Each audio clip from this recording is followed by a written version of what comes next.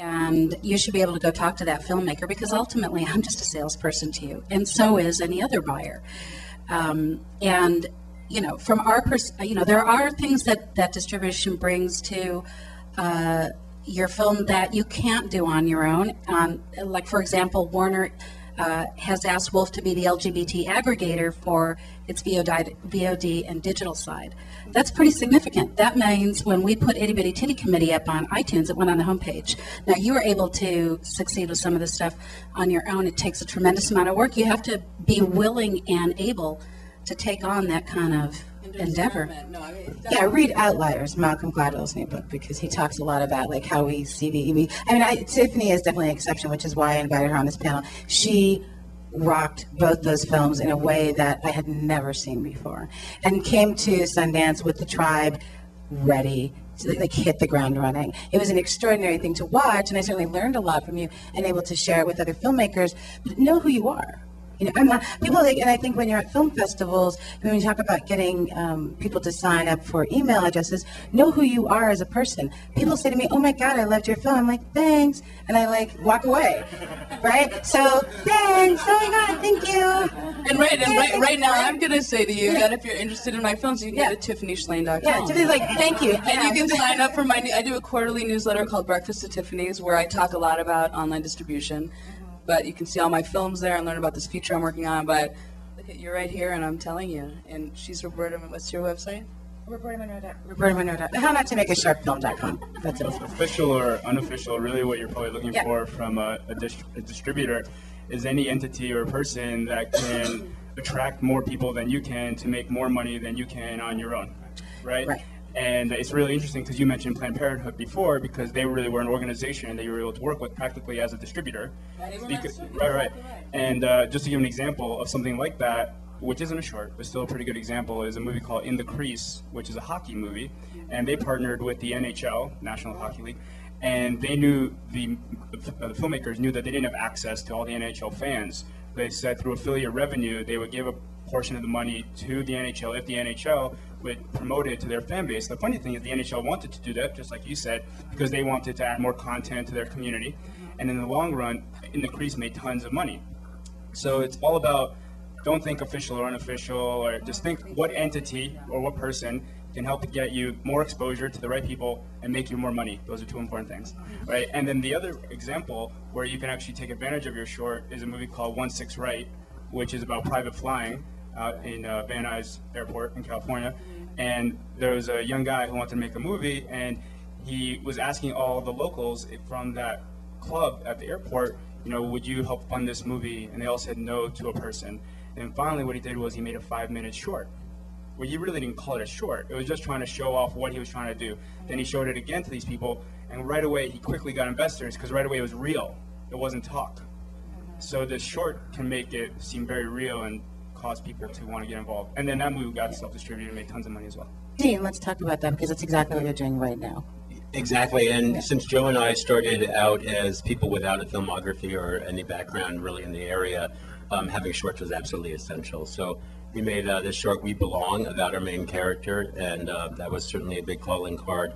Another short about urban gay youth and some of the problems they've had with religious leaders that got into Independent Lens. They also have an online shorts competition, which is a great place. You get on the PBS website, which gets a lot of hits. And being able to show those to people was like, oh, you actually can make a movie about this. And since we deal a lot with people that are more interested in the issue than in film, that's been incredibly important for us. No, I was going to say, it's one of the things that excites people about Indiegogo is so you go on and you actually have the platform to be able to show your short or your teaser or your one clip or whatever it is that you have. And now instead of seeing it on YouTube or whatever site, which is really a distribution site, this now has the platform around it to engage with that clip to say, yeah, I want to actually fund this further, or I endorse this to actually try to have that turn into a movie, or I like where you're going with this. Right now I'm going to open it up for questions. But first I want everybody to get their pen and paper and write down the following websites. So we're going to Indiegogo.com. We're going to TiffanyShlain.com. We're going to HowNotToMakeAShortFilm.com. Schlain is without the C. SHLAIN. SHLAI. And outinthesilence. .com and wolfreleasing.com, and take a look, do your homework, do your research, and see what other people are doing and what opportunities are available to you, because that's how you're going to be most successful. So let's open it up to questions. Yes, with the glasses, and yeah, Brian. Yeah, film dish. There's a microphone. My question is just with there's a lot of online festivals I'm seeing, and I'm just wondering, do those interfere with distribution? Because it seems like some of them want to keep your film online longer than the festival, and I was just wondering, do those hurt your chances with distributors later? Maria?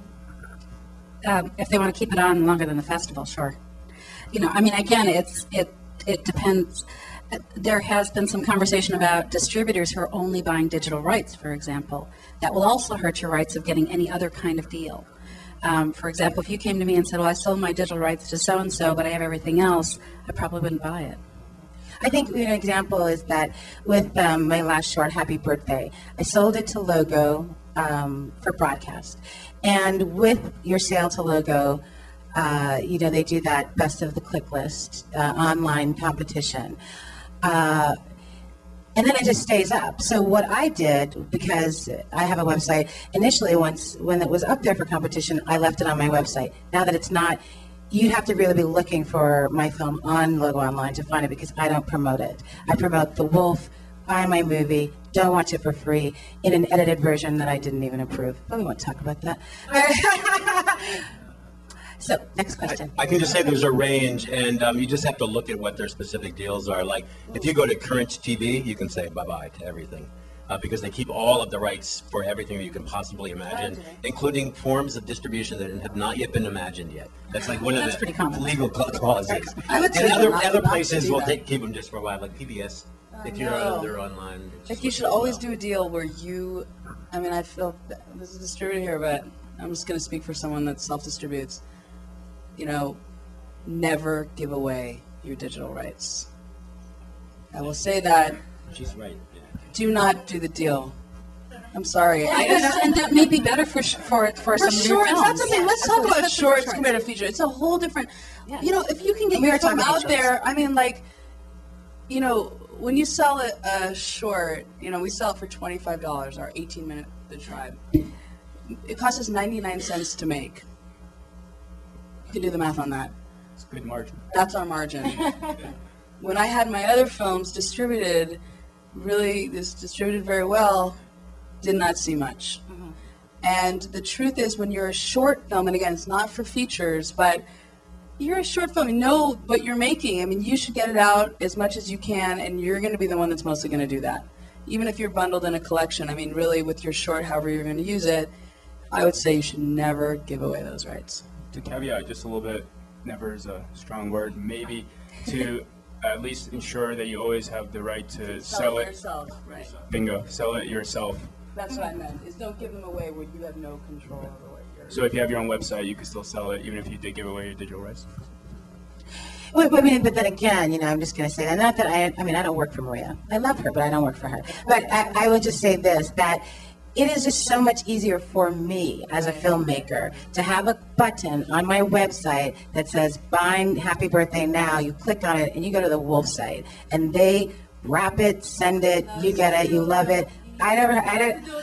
Yeah, and then I see you at a festival and you say, "I bought your film," and I get to say, "Thanks." I have a fulfillment house. I don't do anything like the sale goes to PayPal. PayPal sends it to my fulfillment house. They send it. I don't do anything. We charge extra for the shipping and handling. We have a fulfillment house called Video Transform. It's a small house. They charge about $8. It depends where it's being shipped, but $7 or $8 for shipping and handling, and we charge that to the customer. And I don't do any sending.